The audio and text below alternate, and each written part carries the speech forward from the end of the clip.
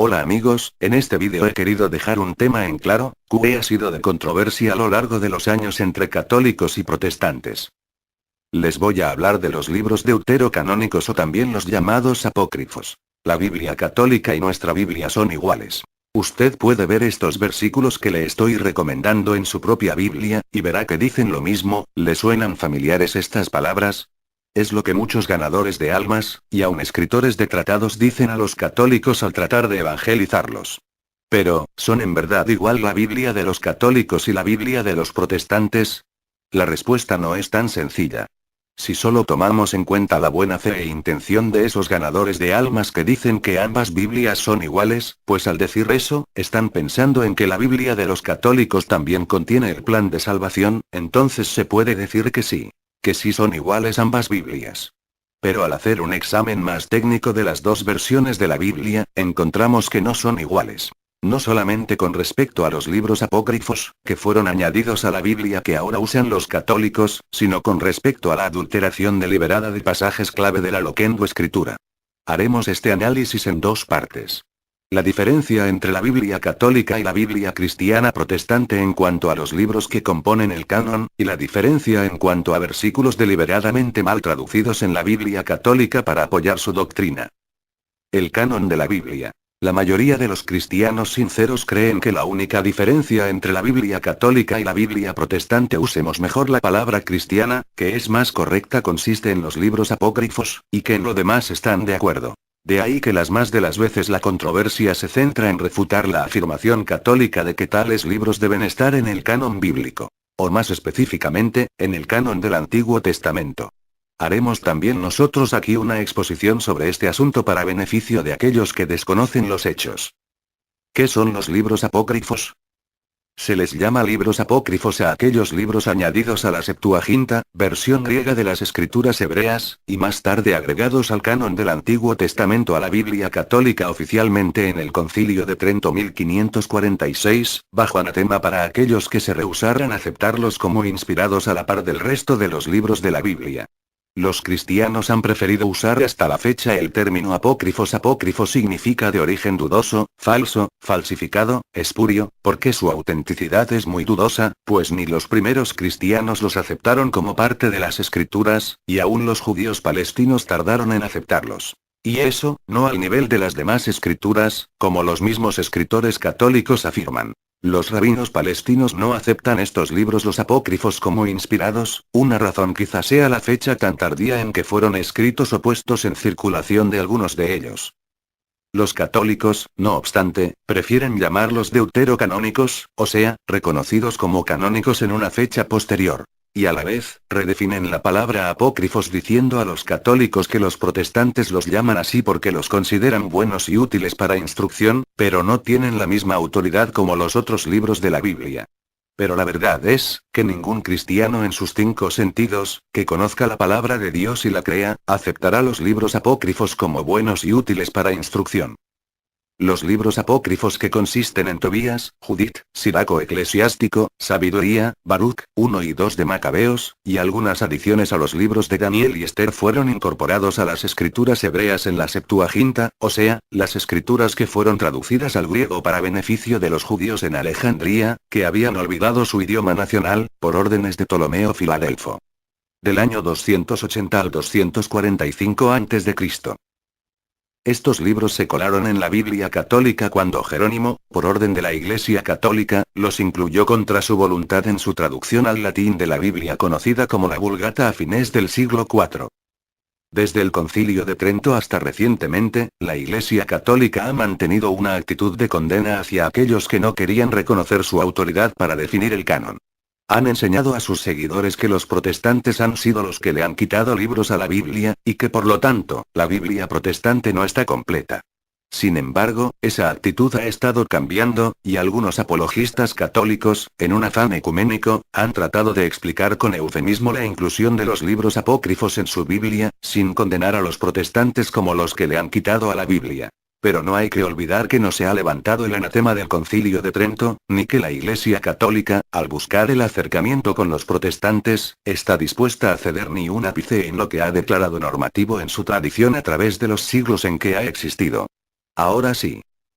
Razones por las que no se deben incluir en el canon bíblico los libros apócrifos. 1. Los judíos palestinos rechazaron los libros apócrifos, y es a ellos a quienes se les confió la palabra de Dios. Específicamente, el Antiguo Testamento. Romanos 3:2.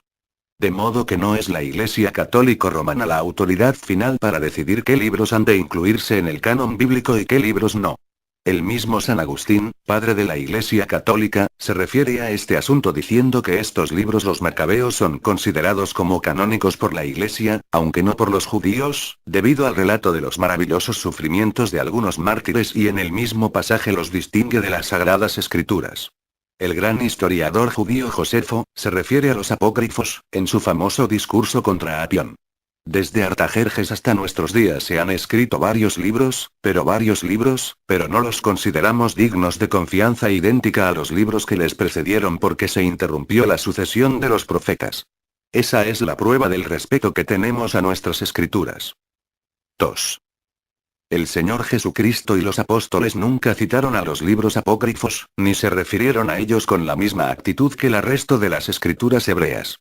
Los apologistas católicos arguyen, sin embargo, que aunque la Iglesia Católica emitió su veredicto final en cuanto a los libros que se deberían incluir en el canon bíblico hasta el Concilio de Trento 1546, en realidad la Iglesia Católica, por supuesto, ya había dado su aprobación a estos libros en cuestión desde los comienzos del cristianismo.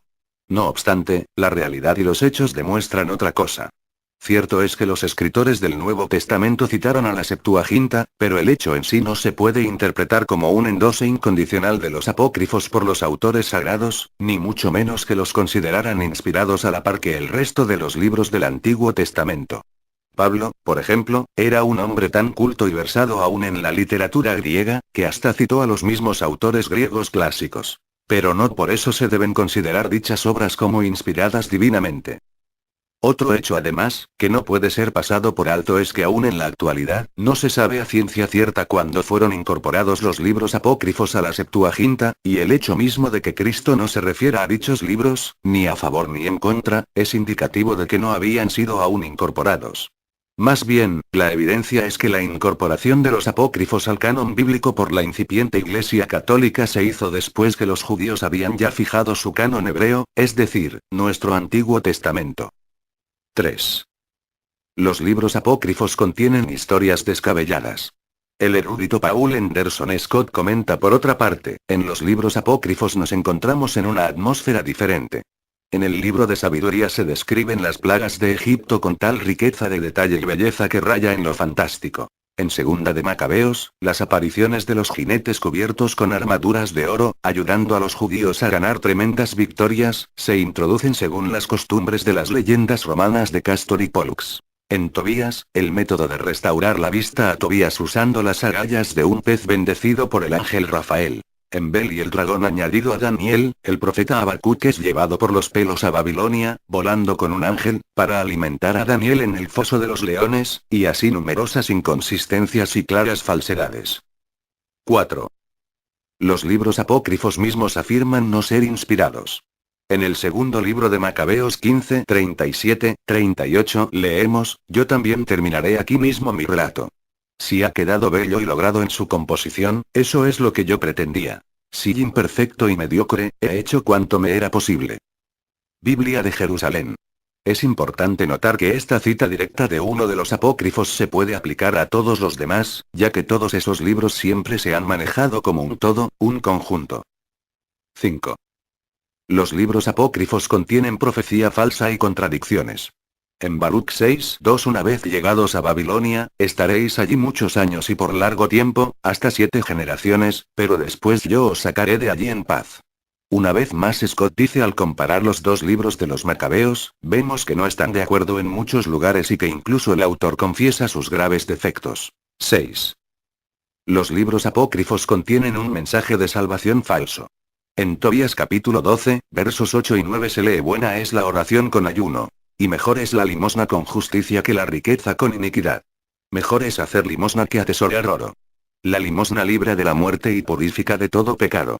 Los limosneros tendrán larga vida. Los libros apócrifos contradicen la doctrina católica. Uno pensaría que la principal razón por la que la Iglesia romana ha insistido en la inclusión de los apócrifos en el canon del Antiguo Testamento, es porque estos le proporcionan una base para sus doctrinas características. Esa es la primera impresión que tenemos al leer el pasaje citado en el punto 6 de la sección anterior, por medio del cual, los católicos intentan justificar las doctrinas de las indulgencias, la oración por los muertos y la existencia del purgatorio. No solamente se necesita un grado alto de ingenuidad para deducir de dicho pasaje en cuestión tales doctrinas, sino que en un estudio más concienzudo de otras porciones de los apócrifos, se puede apreciar que no solo no ofrecen estos libros fundamento alguno para sustentar sus doctrinas, sino que hasta las condenan. Por ejemplo, en Sabiduría 13:10 se lee: pero malaventurados son y fundan en cosas muertas sus esperanzas, aquellos que llamaron dioses a las obras de mano de los hombres, al oro y a la plata labrados con arte o a las figuras de los animales o a una pieza inútil obra de mano antigua. Como cuando un artífice hábil corta del bosque un árbol derecho y diestramente le quita toda la corteza y valiéndose de su arte fabrica mañosamente un mueble a propósito para el servicio de la vida, y los restos los recoge para cocer la comida. Y con la pericia de su arte va dándole hasta hacer de él la imagen de un hombre, o darle la semejanza de un animal, pintándole de bermellón y poniéndole la encarnadura. Porque sabe que no puede valerse a sí misma puesto que es una mera imagen. Y, sin embargo, ofreciéndole votos le consulta sobre su hacienda, sobre sus hijos y sobre sus matrimonios. Esta evidencia debería ser suficiente para que cualquiera, y no solamente los católicos, desecharan los espurios libros de hemos venido hablando. Si no es para apoyar su doctrina, entonces ¿por qué la insistencia católica de mantener los apócrifos en su canon? Quizá el lector tendrá una mejor respuesta, pero la única que se me ocurre es que lo hacen como un esfuerzo de que los protestantes reconozcan que la Iglesia Católica es la depositaria de la autoridad divina en la tierra, ya que el Concilio de Trento solo pronunció maldición en contra de quienes no los aceptaran, en respuesta al furor reformista que se pronunciaban por el canon corto aceptado por los judíos, en vez del promovido por la Iglesia Católica en la Vulgata. Conclusión. Es evidente, en base a lo que aquí se ha demostrado, que los libros apócrifos no pueden considerarse buenos y útiles para instrucción como quieren hacer creer los apologistas católicos a los indoctos e ingenuos.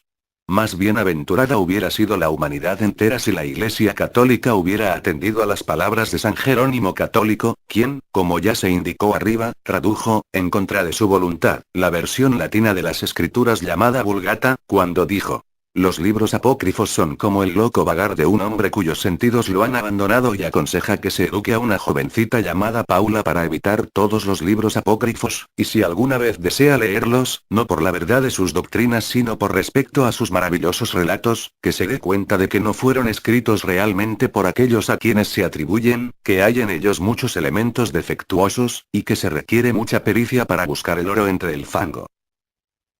Constantemente hizo distinción Jerónimo de los libri ecclesiastici, en el sentido de libros aceptados por la Iglesia, y los libri canonici, libros canónicos, o hebraica veritas, verdad hebraica. Y ya que él fue el traductor y editor, vale la pena tomar en cuenta su opinión.